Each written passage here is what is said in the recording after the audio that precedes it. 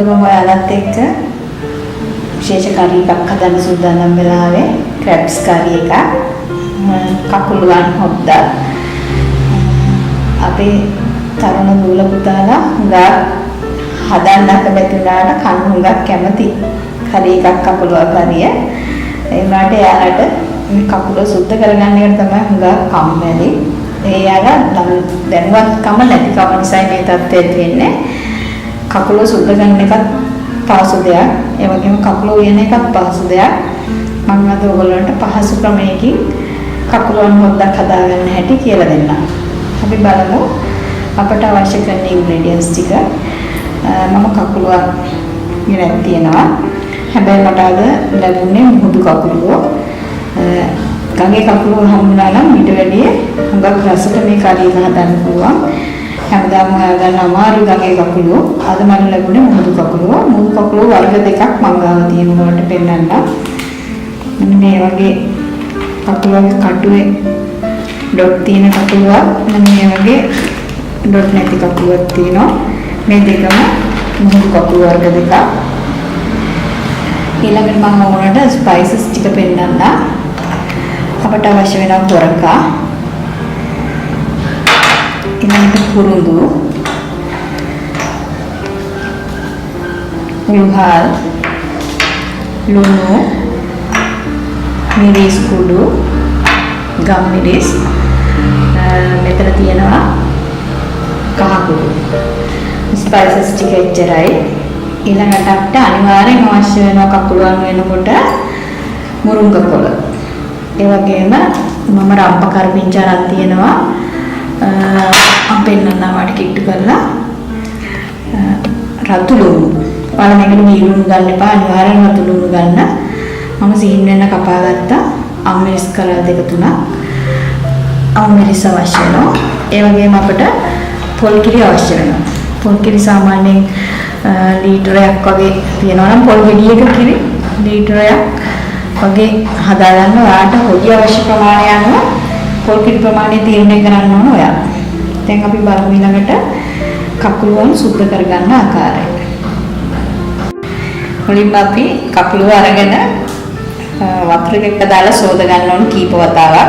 ඊට පස්සේ මම කකුල ටික සෝදලා ඇත්තටම ගෙනාවේ. මෙන්න මේ විදිහට කකුලුවගේ මේ පිටපැත්ත. ඊළඟට කකුලුවට තියෙනවා කකුල් කීපයක් මම පෙන්නන්න. මේ කකුලුවගේ ලොකු අඬු. මෙන්න මේවට කියන්නේ කෙරෙන්ගිලි අඬු කියලා. ඊළඟට මේවට කියන්නේ පියාපත් කියලා. දැන් අපි කකුල සුද්ධ කරනකොට කකුල මෙන්න මේ පැත්තට හරවනවා. හරවලා කකුලගේ මෙන්න මේ කොටස මම මෙහෙම කරලා වෙන් කරනවා. වඩ පේනවා ඇති. අපි මෙන්න මේ කොටස මෙහෙම කරලා අයින් කරනවා. අයින් කරලා මෙතෙන්ට ඇඟිල්ල තියලා කකුල මෙන්න මේ විදිහට ගලවනවා. කටුව. වඩ පේනවා ඇති. කටුව මේ විදිහට ගැලවුවාට පස්සේ මෙන්න කකුල වගේ මෙන්න මේ කොටස තමයි අයින් කරන කොටස. මේවට කියන්නේ කකුල වගේ කරමල් කියලා. මට මතකයි මම පුංචි කාලේ මගේ අත්තම්මා කකුල ගෙනාවම සුද්ධ කරනවා. මේ කොටසට ඒගොල්ලෝ කියන්නේ කරමල් කියලා. වක් කැමති නම් කකුලුව මෙතනින් මේ විදිහට දෙකට වෙන් කරලා ගන්න පුළුවන්. අවශ්‍ය නම් මේක අතින් කඩන්නත් පුළුවන්. පිහකින් දෙකට කපා ගන්නත් පුළුවන්. එහෙම නැත්නම් මේ කෑම මෙහෙමම උයන්න ගන්න පුළුවන්. මම දෙකට කැඩුවා. කඩලා කට්ටියකට දාගත්තා. මෙන්න මම තව එකක් ඔයාලට පෙන්නන්න. මේ අනිත් වර්ගය මේ විදිහට කෑල්ල ගලවලා කටුව වෙන් කරගන්න. මේ කටුවේ කටුව වෙන් කරන්නේ ටිකක් අමාරුයි. ඔයාලට දැන් පේනවා ඇති. මෙන්න මේ කොටස අපි සුද්ධ කරගන්නවා. මේ කර්මල් කොටස. ඊට පුතත් ඇවිල්ලා ඉන්න මම වීඩියෝ කරන තැනට පොඩි සද්ද දානවා. මේ විදිහට කකුල් ටික සේරම සුද්ධ කරලා සෝද ගන්නවා. දැන් අපිට තියෙන්නේ අපි සුද්ධ කරගන්න කකුල් ටික දෙපාරක් විතර සෝදගෙන කකුල් ටික එල ගන්න. මම ඔයාලට පෙන්නන්නම් මේ කකුල් ටික දාන ස්පයිසස් ටික දාගන්න ආකාරය. මුලින්ම අපි කකුල වලට මිරිස් කුඩු ටික දාගමු.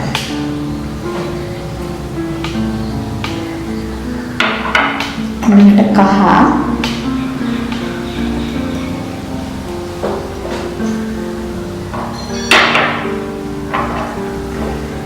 ලුණු ගොර කාණ්ඩ 3ක් වගේ දාගන්න. කුරුඳු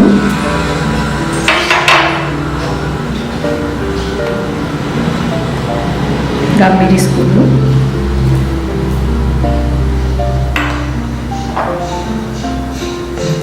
උලුවා.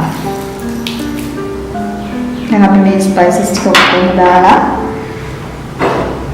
ඇල් වතුර අඩු කෝප්පකින් එකක් විතර දාගන්නවා කකුල වලට. වැඩිපුර දාන්න එපා. අඩු කෝප්පකින් එකක් දානවා.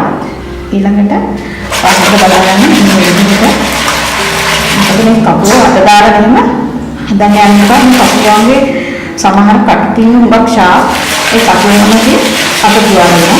ඒ නිසා දැන් අපි මේක ලිපෙන් තියන්න ඕනේ ළඟට.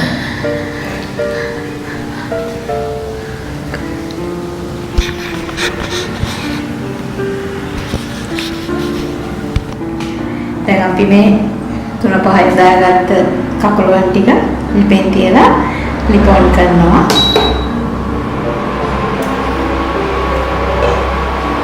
ලිප මීඩියම් හීට් එකේ තියාගෙන අපි කකුල ටික වල තඹනවා.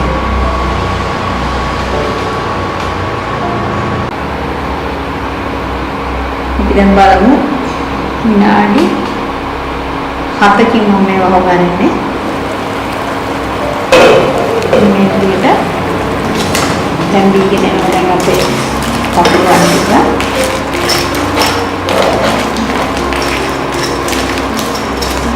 වැඩිදුරේ කකුල හැන්දෙන් හැදි ගන්න යනකොට වඩා හැදි ගන්න ගියොත් කකුලේ ලොකු අඩ ටික කැඩිලා යනවා.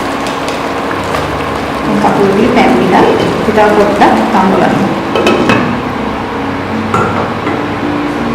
දැන් විනාඩි 10කට පස්සේ මම අපේ කකුලුවන් ටික මේ ආකාරයට අපිට පේනවා ඇති. දැන් මම මේ කකුලෝ ටික නිදෙන් අයින් කරගන්නවා. මේ වගේ උදාහරණයක් කියන්න වඩා හොඳයි වාට. නැත්තම් හැන්දෙන්න පුළුවන් කකුලෝ ටික අතරිලා. මේ විදිහට වෙනත් පාඩුවකට කරගන්න.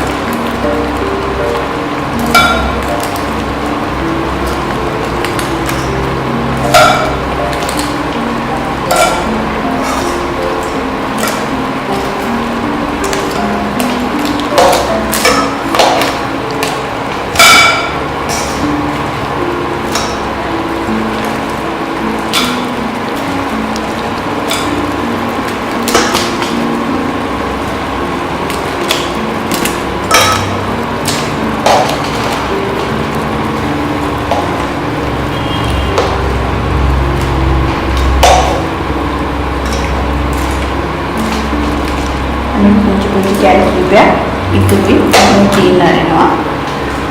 ඊළඟට බලමු මේකට එකතු කරගන්න දෙන්න. මම පිටේ තියෙන කකුල් කලියකට පම්ප දාගත්තා. ඊළඟට අපි කරපුංච කොට ටික දාගන්නවා. කරපුංච මොකද වැඩි ප්‍රමාණයක් දාගන්න. මොකද කකුලන් කියන්නේ කොලෙස්ටරෝල් බහුල ආහාරයක්. ඊළඟට අපි මේකට දාගන්නවා රතු ලුණු ටික, හමු මිරිස් ටික. දාලා ඒක හොඳට හැදි ගන්න. අපි මිරිස් දැන්නේ. මේ ස්පයිස් ග්‍රේවි එකේ හමු ලුණු ටික දැම්මෙන්න ඉතින් අපි මේක චුට්ටක් කරලා වහලා දෙන්න.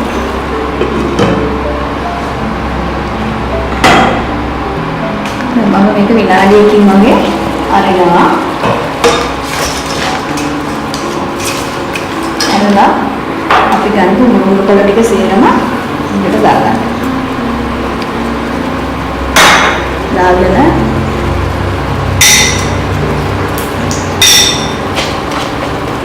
දී කිරි ටික මේකට දාගන්නවා. දාගෙන ඉඳලා හැදිලා.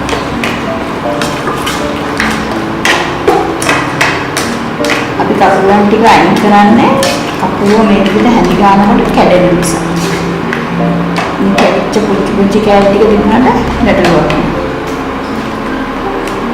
මේක ඉස්සෙල්ලා දී කිරි ටික නටන්න. දැන් අපේ දී කිරි ටික මෙන්න මේ ආකාරයට නටනකොට ඉතින් මේක හොඳට හැදි ගන්න ඕන. මොකද නැත්තම් කිරි ටික කැඩි ගහනවා. හොත් කැඩි ගහනොත් රස නැති වෙනවා. දැන් අපි දී කිරි ටික නටාගෙන එනකොට හිතේ ගින්දර වැඩි කරගන්න. අපිට කියනවා දී කිරි ටික වටින් නටාගෙන එනවා. ඊළඟට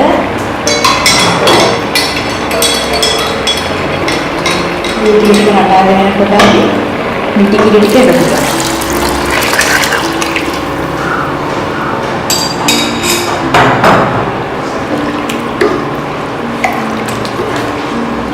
මේ වෙලාවේ හොද්ද ලිපේ තියලා කොහෙවත් යන්න එපා. හොද්ද ළඟටම වෙලා ඉන්න ඕන. නැත්තම් හොද්ද උතුරනවා. නැත්තම් හොද්ද කැටි ගහනවා. ලිපේ ගින්දර උඩරින්ම වැඩි කරගන්න. හොද්ද නටවලා.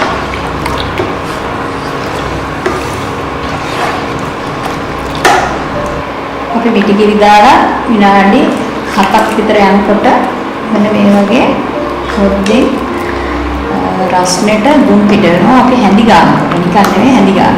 අපිට පේනවා ඇති. දැන් මේක හුඟක් ටික් ග්‍රේවි එකක් තියෙන්නේ.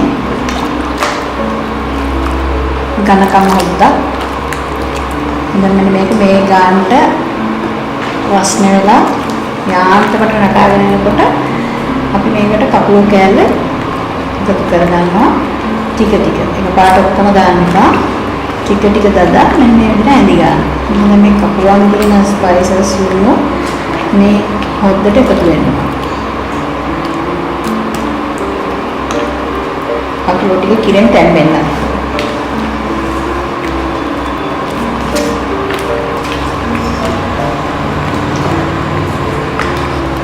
හැදි ගන්න එක නවත්තන්නත් එපා. නැත්තම් හොද්ද කැඩි ගියා.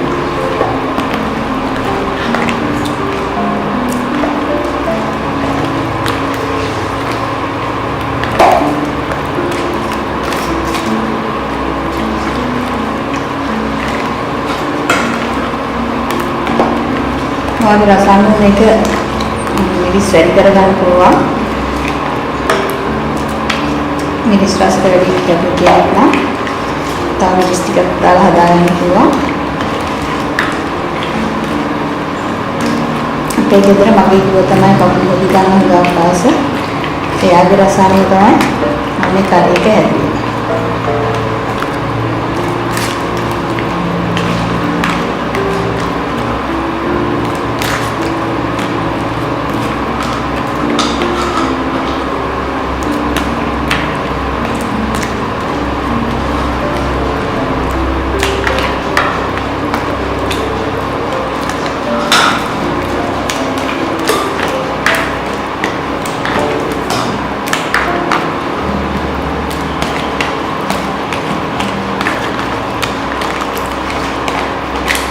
මානේ ගොඩක් විශාල කකුළු හම්බුනොත් ඔයා මෙන්න මේ වගේ ලොකු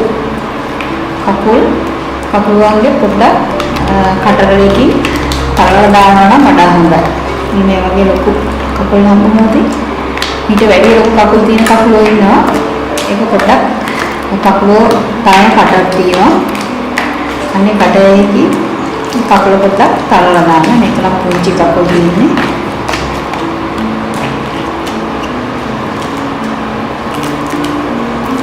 දැන් මේක මේ කරලා එකපාරට හැඳි ගන්න යන්න එපා.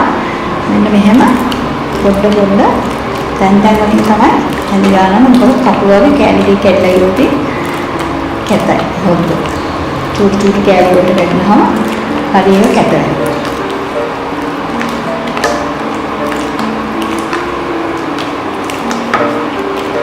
කිරි ටික කැටි ගහනකොට මෙන්න මේ විදිහට හැඳි ගන්න.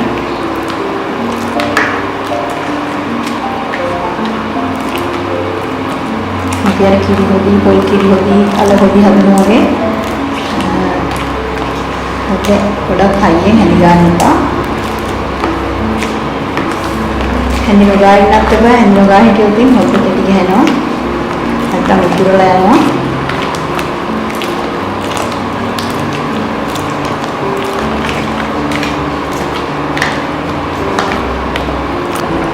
මේ වලට පේන නැති අපේ ක්‍රැබ්ස් කරි එක හොඳට නටනවා.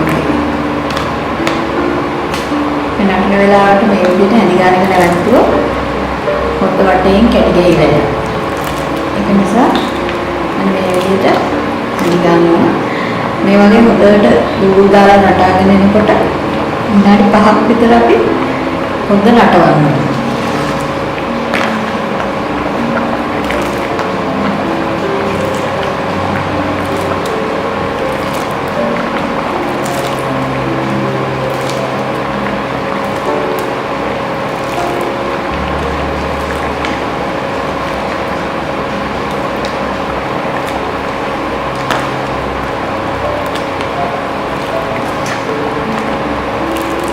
අපේ හොඳටම නටනවා.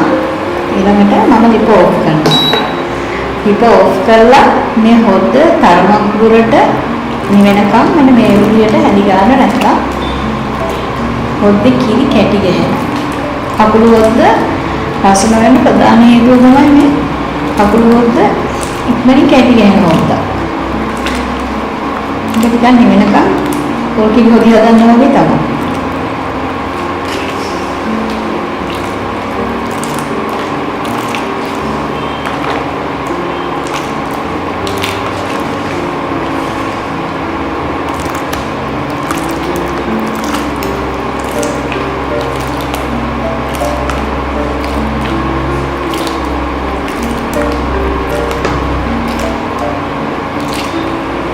මේ ආකාරයට අපි මේ කකුල් හොද්ද විනාඩි 3ක් 4ක ප්‍රමාණයක් හැඳි ගලා ඉන්න ඕනේ ලිප ඔෆ් කරලා ඉන්න. දැන් මේ අපි හදාගත් ක්‍රැබ්ස් කරි එක මම විශේෂයෙන්ම මේ ක්‍රැබ්ස් කරි එක හදන්න තීරණය කළේ අපේ තරුණ දුපුතුන් කැමති නැහැ කකුලවල් සුද්ධ කරන්න කකුලවල් මියන්න මේක ටිකක් අමාරු වැඩක් කියලා තමයි ඒගොල්ලෝ හිතන්නේ. මම මේක එච්චරම ලොකු අමාරු දෙයක් නෙවෙයි කියලා පෙන්නන්න තමයි මේ කකුල් කරි එක හැදුවේ. මම බලාපොරොත්තු වෙනවා ඔයත් මේ වගේම රසට මේ කරි එක හදාවි කියලා. මේ වගේ රසවත් වීඩියෝ එකක් අරගෙන ආයෙත් ආයිබෝවන්